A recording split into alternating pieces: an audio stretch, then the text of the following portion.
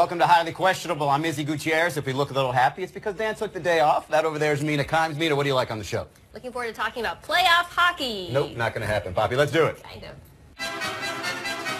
Was last night about the Celtics playing great defense or LeBron looking like a tired old man? A tired old man. Are you letting him write the questions? He didn't look old, but he certainly looked tired, which is not entirely surprising given that he played every game in the regular season and has played 649 minutes in the playoffs, 20 more than any other player, which is a problem for Cleveland because LeBron James is Cleveland. They need him to score all the points, rack up all the assists, set the tone on defense. And even if he does all of those things, because the Celtics defense has figured out that they shouldn't overcommit to LeBron, that he can go off like he did in Game 2, and they can still win, if nobody else helps out, they still might not come away with it. I'm pretty sure Steph Curry fans are happy here because finally somebody else of his caliber is getting built-in physical excuses as to why he's not performing well. Of course LeBron James is tired. As you mentioned, Mina, he's played all the minutes. He should be tired. He's played 15 seasons of this. He played 82 games this year. But really, it doesn't matter that LeBron was tired. LeBron's been tired all year long. He's found ways to pick it up when necessary and at other times literally stand still to watch his teammates. The problem with the Celtics is he can't do that on defense. They're more balanced, they're younger, they're energetic, and he's got to defend. And so sometimes offensively he's going to look a little fatigued. Even sometimes defensively he's going to look a little fatigued. But this comes down to the same thing regardless. LeBron James needs help. He can stand there and watch for a minute or two if his teammates are providing him with anything. But other than him last night, the rest of his teammates shot 38%. That's not going to get it done on the road. That might not even get it done at home. So again, it's LeBron James looking tired because he has to do everything. And yet they're still favored at home because nobody expects the Celtics to go to Cleveland and to win because everybody knows this is going to go to Game 7. And I pray to the basketball gods, please bless us with a close game because this series has been horrible. I think you are going to get a Game 7, and I think, Poppy, as much as you're afraid about this, I think LeBron's going to come out on top. He knows he only has to win one of those games in Boston. So maybe he was allowing his fatigue to show through because he said, you know what, saving that energy for a Game 7, I'll take it when they're most nervous. Are you guys excited about tomorrow's game? Of course. Well, it's going to be LeBron's last game in Cleveland. Oh, man, that so is you better enjoy what you can. Those fans in Cleveland are going to be so nervous. I don't think they're going to be able to clap during that game. Who is all the pressure on tonight, the Warriors or the Rockets? You can go small picture, you can go big picture here. The Rockets went into Golden State and won a Game 4. And now all of a sudden, best of 3, they have the home court advantage. You can go small picture and say, you know what, Steph needs a big game. KD needs to redeem himself for not taking that final shot and instead passing it to Klay Thompson. But really, I think in terms of individuals, Klay Thompson needs to have a game. This is a team that's supposedly one of the best ever because they have 4 all-time greats, 4 potential Hall of Famers. Klay Thompson has not done enough to do his part and support his other teammates. Now, in the bigger picture, all of the pressure is on the Warriors. They are the dynasty in progress. They are, again, one of the greatest teams ever. Houston was built to try to compete with them. And if you go back to the beginning of the season, nobody really thought they were truly on the same level. So it's on the Warriors to win this series, win this championship, because if they don't, that's 2 out of 3 years where they've been highly disappointing in the postseason, and that reputation is going to stick with them. And Houston will be fine next year when they get LeBron, of course. But as far as tonight goes, I actually think there's more pressure on the Rockets to win this game because this series right now is a battle of death. Like LeBron, many of the stars on both teams are clearly gas. Mike D'Antoni in the last game hit the panic button as he often used to do. Phoenix rolled out a shortened rotation, which means James Harden is probably going to be pretty tired for the rest of the series. Meanwhile, the Warriors, also tired. But unlike the Rockets, they've got reinforcements coming in. They get Iguodala back either tonight or going forward, and I think that's going to give them the edge for the rest of the series. It can be pretty disconcerting when you consider that it's the Warriors' offense that's been missing. Like, that Houston team is not supposed to be great at defense. They're better. They have individual players who are good. They're not supposed to be able to shut down the Warriors, especially for a 12-point fourth quarter at home. That has to be sort of staying with the with the Warriors as they go into this Game 5. Ring, ring, ring. Yeah, hello? Oh, Steve Kerr. Wow. What's up, buddy? Oh, you think that the Warriors fan, they should relax, huh? Yeah? Oh, because the Rockets, they got Mike D'Antoni and CP3 and they never win anything? All right, I let them know. Oh, you don't want me? You want to keep this confidential? Just between you and me? All right. CP3 and Mike D'Antoni. All right, okay, fine. I'll talk to you later, Steve. Do you expect other teams to follow the Jets and support their players if they kneel during the anthem? So Jets CEO Christopher Johnson, not to be confused with his brother Woody Johnson, who stepped away to be ambassador to Great Britain, came out yesterday and said that if any of his players violate the new rules, if they kneel on the field during the anthem, he'll absorb the fines. NFL Network's Jim Trotter also reported yesterday that 8 to 10 owners also disagree with the policy. All of which means they're clearly divided on the issue. And because the NFL punted to the owners to actually enforce this, we have no idea what's going to happen this fall. We don't know which of the owners are going to choose to punish their players. We don't know what they're going to punish them for. We don't know what they can do. We don't know if they can raise their fists during the anthem or go to the bathroom, much like many of the fans who criticize players for disrespecting the flag. The NFL chose the most chaotic, unpredictable path possible, which means we're going to keep talking about it all fall, which is probably not what they wanted. Yeah, what do I expect? I expect this to be even more of a mess. I expect that the NFL handled this improperly, not only by making this judgment without the union involved, but really also by using language like respecting the flag when that was never really what the protest was about. And it brings up these questions that Mina says, well, what is respectful? What can and can't these players do? And in the end, are we really looking at it the way it's supposed to be, which is the NFL censoring its players? And so what I expect to happen is, again, more of a mess, but I expect specific owners and teams to deal with this individually, whether it be coaches who are put in terrible positions because maybe they're liberal leaning and maybe they have great relationships with their players, but they have to abide by these NFL rules, or the owners telling them to do something different. It just puts so many teams and so many individuals in precarious positions, and the NFL probably did not think that through. And again, every single team is probably going to deal with it slightly different. Are you impressed how the Bucks and the NBA responded to footage of Sterling Brown being tased? Well, Sterling Brown is a Bucks rookie, and there was video released yesterday of the Milwaukee police using a stun gun on him unnecessarily. And the Milwaukee Bucks then released a statement which seemed to cover a lot of good things and was received very well. Talked about the incident itself and the importance of it. Talked about the Milwaukee history, the police department, and their history of issues with it. And it just seemed like a league that knew how to respond to these types of incidents. When you compare that to the NFL, for example, which is dealing with its kneeling controversy, you had a huge game yesterday, the day this video was released, of an NBA player being mistreated by police. And yet in that Cavs-Celtics game, there was no protest, there was no kneeling. It's because of the way the NBA and the players have a great relationship. They seem to respect each other. The NBA has a policy for standing during the anthem, standing in line and in unison, and yet there aren't these similar issues. It's because letters like this or responses like this give players the trust that their ownership is on their side. Yeah, I think it's actually worth reading statement because it's so good. The Bucks said, it shouldn't require an incident involving a professional athlete to draw attention to the fact that vulnerable people in our communities have experienced similar and even worse treatment.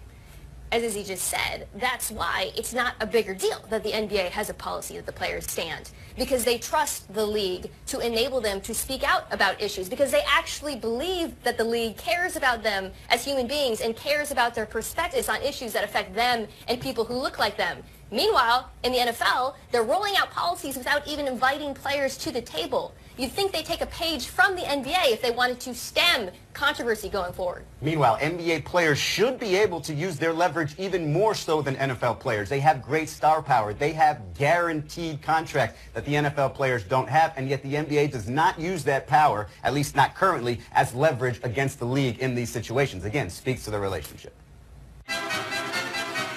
Should Melo have been offended by this Instagram post? Yes, if you haven't noticed, Carmelo Anthony is no longer in the playoffs. However, he is finding a way to keep himself in the news cycle by responding to an Instagram post by all.nba.riddles. Here's what it said. It compared him to Kyle Korver, saying 15 years down the line, Kyle Korver would be a better NBA player than Carmelo Anthony. Carmelo, of course, had to respond with 1, 2, 3, 4, 5 wows, all caps, saying had to comment on this. FOH, you guys can figure out what that means. Here's the thing. The fact that Carmelo Anthony is currently being compared to a career role player, maybe that's a sign that your career is coming to an end. Or maybe the sign that you are responding to said comment on Instagram is a sign that your career is coming to an end. You're that thin-skinned. You looked terrible when you laughed off the idea of going to the bench before the season started and then sat on the bench, sadly, when the season ended. Carmelo, there's no need to respond to things like that. Your career has been great. Come on. So the debate on NBA Twitter this morning about last night was whether the Cavs made a mistake by not playing Kyle Korver more because of the matchups. Because Kyle Korver has been very good in the playoffs, unlike Carmelo Anthony. Kyle Korver has shot 46% from three. Carmelo Anthony, 21%. He was basically unplayable. So the question, should he have been offended by this Instagram? Obviously, the answer is no. Also, it's Instagram. The only thing you should be offended by is when your cousin posts 10 pictures of their baby in one day. Get a rest, Carmelo. Go ahead and put Russell Westbrook in a room, put his right hand on a Bible, ask him if he'd rather have Carmelo Anthony or Kyle Korver this year. See which one you think is going to answer. Well, at least Melo uses his own account. I mean, That's you can also do the same true. thing about Kevin Durant. Yes. You know what I mean? KD would have had 7 different people commenting on that, defending him. You're right. Coming up next on Highly Questionable. And stuff. And there's the ball. I love how the outfielders are trained to put their hands up and they say, there's nothing I can do about that. That is what it looks like. Whoa. Really tired or really good strategy? Is that LeBron? I think we figured out where Dan went. Oh, no, that's not Dan. My son's TV show is brought to you by Corona Extra. Find your beach. That is having the best day ever. LeBron is done and Dan is gone. Hooray! Do you question? You give us topics and events, we question them. LeBron might not be gone. Do you question if my credibility in Tampa is ruined? I have had this one a little bit off, you know. Maybe I made a mistake in this one here. Maybe, Just a little bit. You've been calling the Caps chokers forever. And Alex Ovechkin and the Capitals made the Stanley Cup final last night. They won in Tampa 4-0. What happened outside of Amalie Arena before the game? Well, it was this. So my whole life as a little girl, I dreamed of having my picture on the side of a stadium. And now it's this, next to an old man simulating choking. This is where I've come. How did you envision your picture being on the side of the stadium? Not like this. Poppy, would you like to apologize to the people of Washington? Yes, I have to apologize to the people of Washington. But that wasn't the only one. Oh, Mina. Busted. Where did you find this? That's worse. That's a subtweet. That's such a... Oh, man, Mina. He picks things wrong all the time. Would you like And to you blow apologize to the people of Washington, D.C., Mina? No, because I never simulated choking. Good call. Do you question if Brian Dozier deserves a ground rule double for this? Baseball's funny this way. Unwritten rules, ground rules. Well, this was Tigers, Twins, and this is Brian Dozier getting a ground rule double in a situation where maybe he could have gotten another couple of bases. And stuff. And there's the ball. I love how the outfielders are trained to put their hands up and they say, there's nothing I can do about that. That's a ground rule double. When all he has to do is reach for the ball. He might even get him out at second base in that situation. Can the wall get away with that? It's pretty impressive. Yeah, but that ball never touched the ground. He should be out, you know. Yeah, that's right. Hit right defense and the wall. You grab the ball out. That's right. That's right. That's right. Yeah, that makes perfect sense. That's right. Brian Dozier, you got too many bases on that one. The musical. Do you question whether this was intentional? We're going to dive deep into the World Cup Under 18 of baseball. Here's some video of that. Oh! That's the kind of bat flips the catchers really don't want. I love these videos because you're just waiting for something to happen. You don't know where it's going to come from, so you're just on high alert the whole time. I did not see that coming. That is something you can practice, though.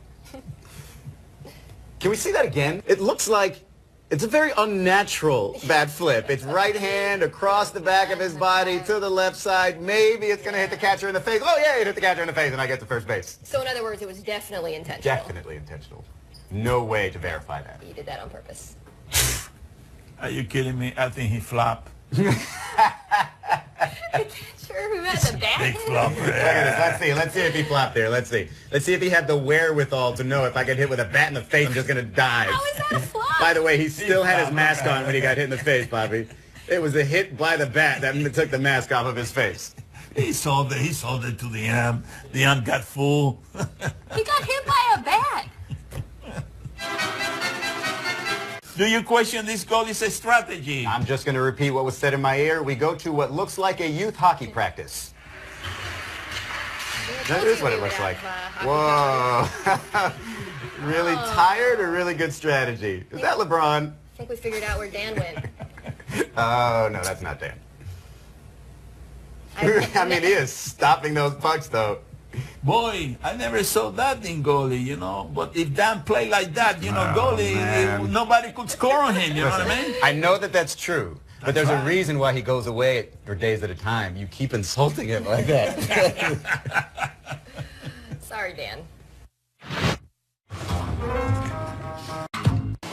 Highly questionable is broadcast from the Clevelander Hotel on beautiful South Beach, Miami. Time to play the game that has so much room to do activities. See? Or no? Yeah, maybe you can do a little dance if you want. You tell us what to watch on TV. We tell you if we're intrigued.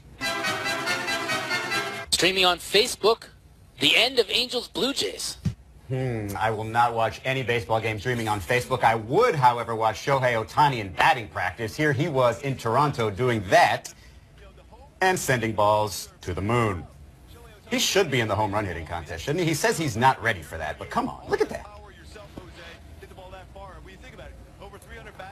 Man, remember before when we were talking about him being the Babe Ruth of Japanese players and we were like, that's a little bit too much pressure? No, that's about right. Mina, are you intrigued?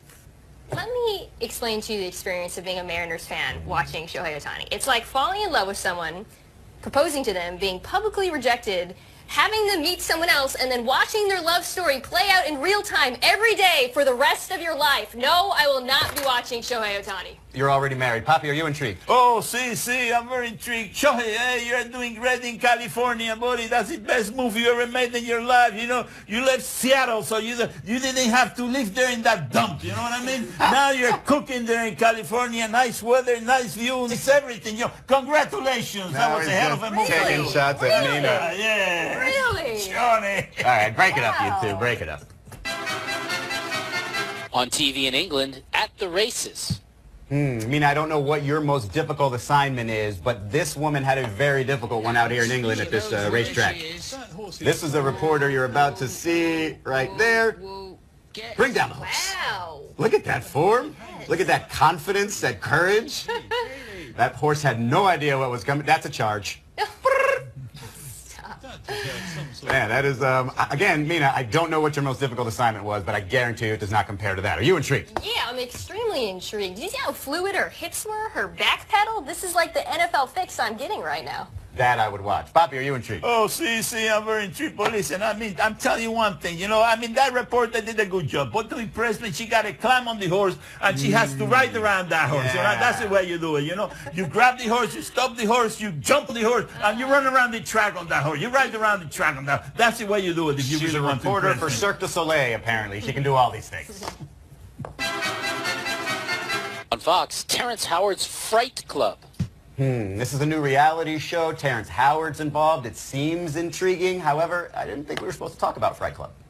We have invited... I'm changing my answer. I love that show. Mina, are you intrigued? So the premise of the show, as I understand, is they invite people on the show. They think they're going to have a great time. They lie to them. Then the producers make their lives miserable and terrorize them. Can't relate to that at all. I'm in. Papi, are you intrigued? Oh, see, I'm very intrigued. But listen, that doesn't scare me. You know what scares Dan? No. The treadmill. The treadmill, you know what I mean? That's why he calls the gym the Fright Club. Got it. Yes. That's all the time we have for today. Thank you for watching. Thanks for watching. Mina and I'll be back tomorrow. No more Dan. Can you give me my notes, a piece of paper then? I mean, Mina. Mina. That was the least tricky one he's ever done for you. I'm so angry with myself right now.